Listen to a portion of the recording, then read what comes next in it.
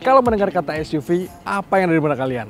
Mobil besar, tangguh, siap dibawa kemana aja, akomodatif, apalagi? Bayangkan mobil kayak gitu ditanamkan mesin yang lebih dari 300 HP dan juga dimensinya kompak. Udah buas, lincah lagi teman-teman. Yes, ini dia. Mercedes AMG GLA 35.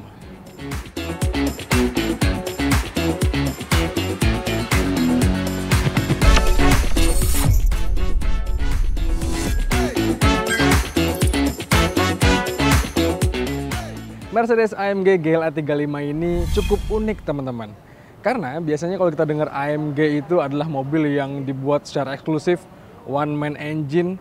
Tapi ini enggak teman-teman, ini adalah AMG yang asli dari tanah Pasundan. Ini adalah AMG buatan Wana Herang di Jawa Barat sana teman-teman. Dan iya, mobil ini diproduksi dalam negeri, jadinya harga jualnya tertekan habis dan juga ini harganya sangat-sangat menarik di kelasnya. Memang sih, kalau orang-orang yang fanatik sama AMG atau puritan gitu, nganggap mobil ini mungkin agak kurang orisinil, agak kurang sempurna karena bukan AMG sejati. Tapi nggak apa-apa, karena harganya sekarang murah, jadi rasanya ini adalah AMG yang terjangkau dan bisa dinikmati sama siapapun yang pengen main ke AMG.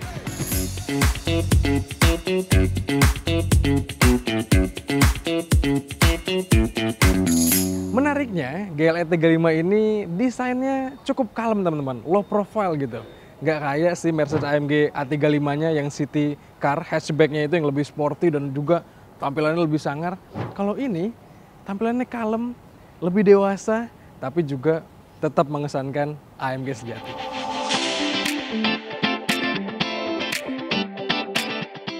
GLA secara basis diambil dari mobil-mobil lini kompak Mercedes-Benz.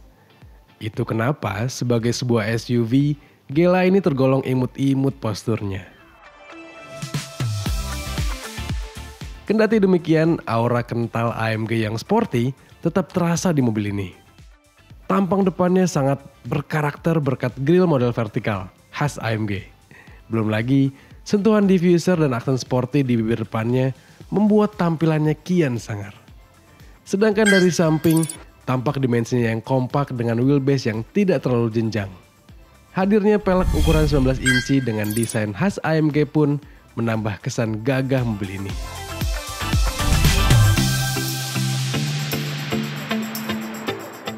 Kalau dari belakang, ini adalah bagian yang juga kami suka teman-teman, karena banyak ciri khas AMG-nya. Selain emblem di sini nih, tampilan belakangnya sporty, sangar, pendek, tapi gagah gitu ya. Dan knalpotnya asli 2 buah gini teman-teman. Mumpung di belakang kita buka coba akomodasinya. Bagasinya segimana sih? Electric power tailgate, canggih.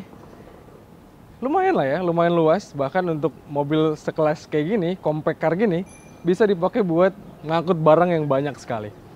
Tapi sayang, metode pembukaan joknya atau pelipatan joknya agak kurang praktis nih teman-teman. Jadi harus dari samping, buka, lalu bisa rata lantai.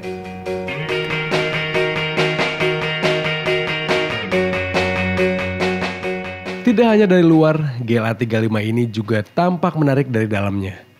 Interior yang dilapisi material berkualitas benar-benar menunjukkan kelasnya. Apalagi penggunaan atap model panoramic roof yang besar seperti ini membuat aura kabinnya menjadi homey dan terlihat elegan. Khas AMG, penggunaan seatbelt warna merah yang ikonik, setir model flat bottom, hingga sentuhan mode menu AMG membuat mobil ini benar-benar sporty.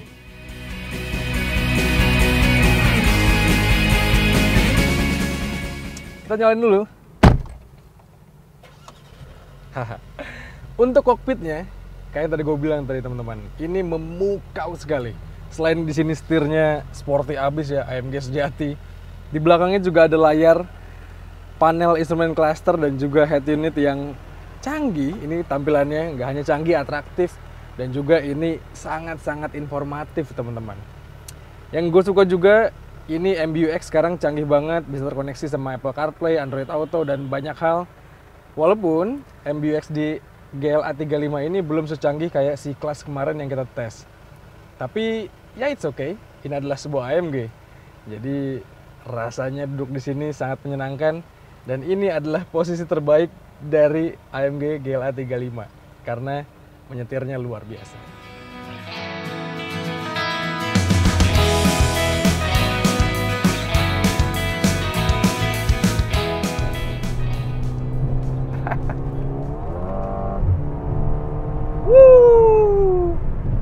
Wow, seru banget teman-teman. Ini gue lagi ngetes mobil ini di mode tergalaknya, di mode Sport Plus. Dan mobil ini benar-benar bisa mengeluarkan tenaga paling maksimalnya ke 4 rodanya teman-teman. Terus juga apalagi transmisinya yang sangat-sangat responsif, membuat kita semakin menyenangkan bawa mobil ini tuh. Terus gue suka banget pakai mode Sport Plus ini dan aktifin mode transmisi manualnya. Kita bisa pakai pedal shiftnya. Dan gue paling suka ada rev matchingnya nih. Tuh, jadi pada saat turun gigi ada suara blipper gitu. Wow, menarik sekali.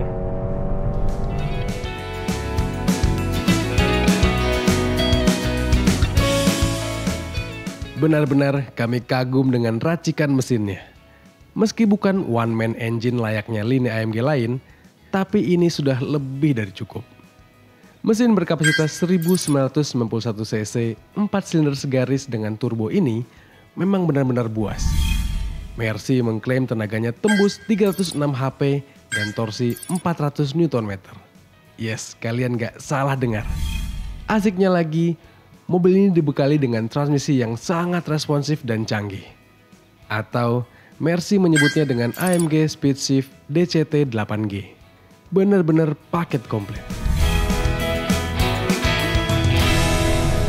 Oh iya teman-teman, yang menarik lagi adalah kalau kita capek kebut-kebutan kayak tadi atau pengen lebih santai, kita ganti aja mode berkendaranya ke comfort. Di sini penyaluran tenaganya akan lebih smooth dibanding yang tadi, nggak terlalu buas, nggak terlalu jerky gitu rasanya, dan ini pas untuk sebuah mobil SUV kompak harian.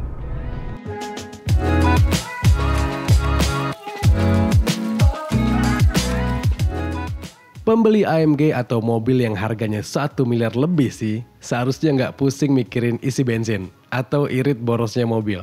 Tapi karena harga bensin makin mahal, hal ini pasti jadi cukup bikin pusing. Tapi rasanya enggak di GLA 35 ini. Kami tes untuk rute harian dengan kecepatan rata-rata 25 km per jam. Mobil ini dapat meraih angka konsumsi BBM rata-rata di 9,9 km per liter. Sedangkan untuk rute tolnya dengan kecepatan rata-rata 90 km per jam, mobil ini tembus angka konsumsi BBM rata-ratanya di 12,6 km per liter. Ya masih tergolong irit sih untuk sebuah SUV yang buas seperti ini.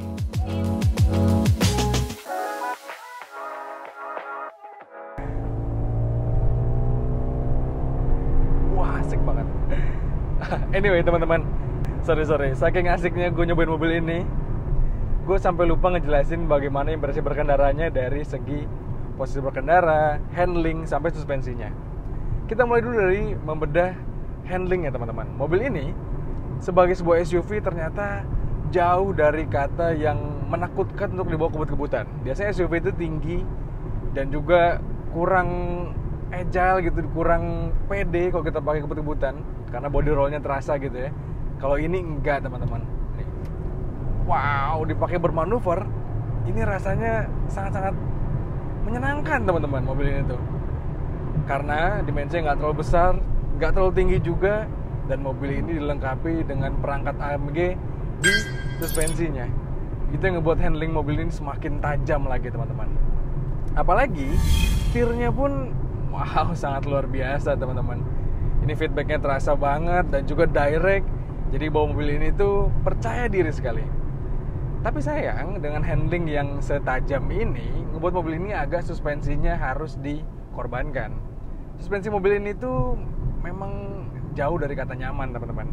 Rasanya cukup keras dan juga agak yang ngebuat kabin jadi nggak nyaman. Padahal kita udah pakai mode yang comfort. Rasanya harusnya Mercy ngasih mode satu lagi, yaitu Comfort Plus kali ya, dimana setelan suspensinya bisa lebih empuk lagi.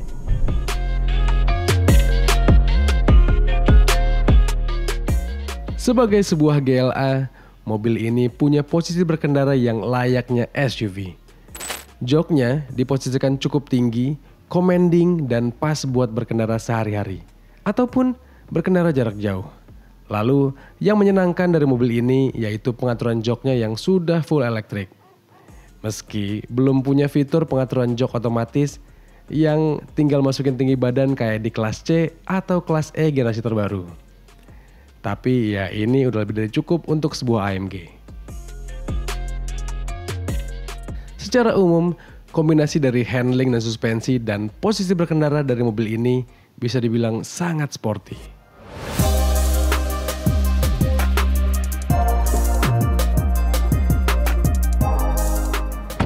Seperti biasa di Autotest ini kita akan merangkum kelebihan dan kekurangan dari mobil yang kita tes. Kali ini Mercedes GLA 35. Kita mulai dari kelebihannya dulu. Pertama, mobil ini adalah paket komplit teman-teman. Pengendaliannya sangat-sangat baik untuk sebuah SUV, mesinnya buas, dan mobil ini rasanya lincah sekali. Yang kedua, mobil ini secara desain low profile banget. Jadi nggak ketahuan kalau mobil ini buas, tapi mobil ini masih layak buat dipakai ngantar anak sekolah atau nemenin istri belanja. Ketiga, hadirnya AMG Speed Shift dan juga beberapa pengaturan individual membuat mobil ini jadi semakin menarik buat dikendarai sendiri. Keempat, mobil ini sangat-sangat informatif teman-teman. Walaupun datanya kebanyakan sebenarnya dan jarang banget kita lihat ya. Tapi hadirnya tampilan infografis kayak gini ngebuat kita jadi semakin bawa mobil ini serasa bawa mobil yang super. Dan kelebihan terakhir adalah mobil ini adalah SUV AMG yang paling terjangkau. Saat ini harganya hanya 1,19 M dan itu adalah harga yang pas rasanya untuk sebuah AMG SUV GLA 35.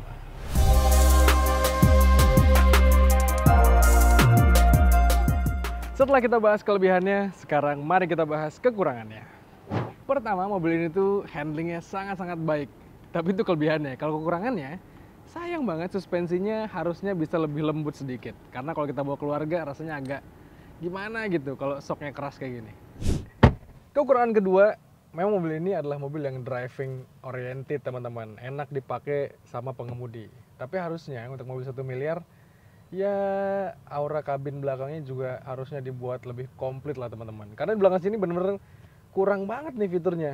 Cuma dikasih satu buah port USB Type-C di sini. Nggak ada ventilasi AC, bahkan nggak ada armrest juga. Bahkan untuk ngelipet jok belakangnya pun harus dari sini nih mekanismenya, agak ribet. Selanjutnya, mobil ini kurang dilengkapi dengan fitur ADAS yang lengkap. Memang sih pembeli AMG itu rata-rata nggak nyari teknologi canggih buat menginterupsi kendaraannya, tapi hadirnya fitur ADAS yang lengkap itu ngebuat mobil ini jadi nilainya bertambah. Contohnya nggak ada lane keeping assist di mobil ini, nggak ada juga adaptive cruise control. Jadi ya kalau kita berjalan jarak jauh kayaknya agak kurang komplit gitu. Keempat, mobil ini tuh nggak dilengkapi dengan round view monitor. Ada sih kamera, tapi di belakang doang teman-teman. Walaupun dia juga ada fitur parkir otomatisnya, tapi hadirnya kamera 360 itu ngebuat mobil ini jadi lebih praktis kalau ketika parkir. Apalagi bodinya itu sayang ya kalau ketabrak-tabrak dikit. Jadi harusnya sih ada nih fitur round view monitornya. Kelima dan terakhir, mobil ini tuh memang rasanya bukan AMG sejati teman-teman. Selain dia bukan one man engine, mobil ini juga rasanya raungan suaranya agak kurang galak gitu. Terus banyak juga material di kabinnya ataupun di luarnya sini yang masih kurang eksklusif rasanya.